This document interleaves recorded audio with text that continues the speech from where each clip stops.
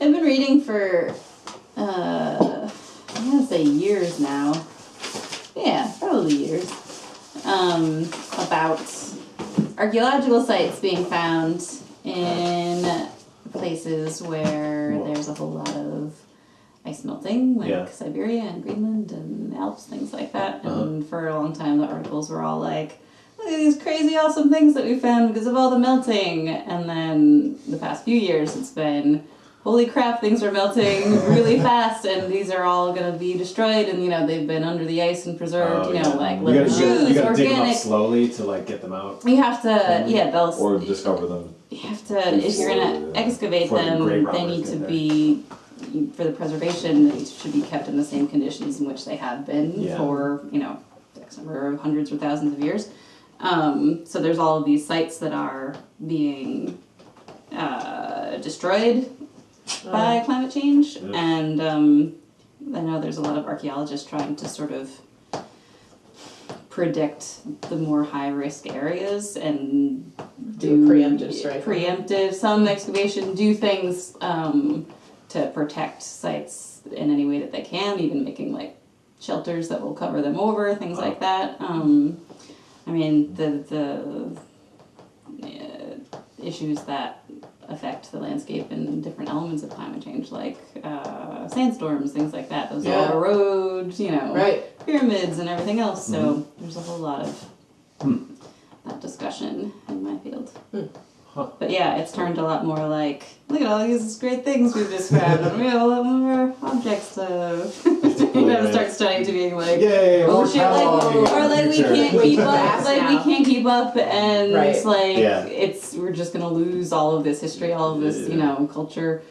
So it's scary in that element. I woke up in the middle of the night last night, and I got out of bed and I started doing some writing, and what I realized was there have been other civilizations, like ours is not the only one that has faced oblivion, right? Like the Aztecs went under, and the Roman Empire fell, and all these kind of things. And some of those were actually for environmental reasons. There's people that study the collapse of empires. And which ones?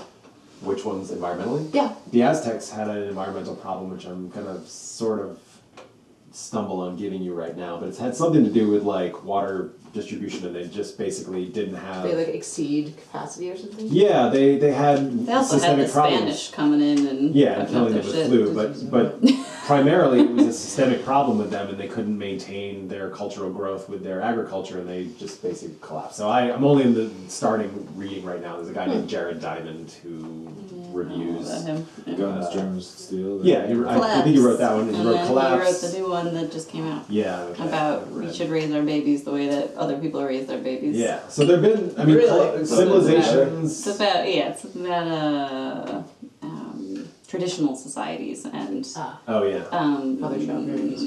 Well, it's different aspects of how elements of their lives or things that we could sort of learn from, or would be a benefit to sort of do. I mean, not all of them. Some places like send their elderly out to die, but.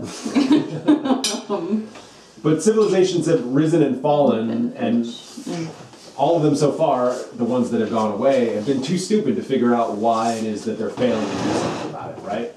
And I think too slow. Too slow, but like Rome was not sophisticated enough to realize the systemic problems of all their infighting and the fact that the barbarians were going to come get them, and then their agriculture problems to go with it, and the same with the Aztecs. Like, they didn't have the wherewithal to like really think about their society at the society level, but we do. I don't know about you, but I've got in my gut feeling what a lot of people feel like is maybe America's past its prime, or maybe like, you know, something's not right here. Like, you kind of get the feeling like something's on the decline. And all I really wanted to say with that, I guess, is that we have the tools now. We have tools that the Romans and the Aztecs and the other failed civilizations don't have to really analyze our problems and fix them. Like, we have what they did not have. We have the ability to pull out of a nosedive. And so all it's going to take is getting people to realize what we're up against, because we have all the technology and we have all the money. Right. But people are still people a lot of times when it comes to like when you realize what needs to be done, is that still time enough to do it? Yeah, we learn through pain, unfortunately. Yeah.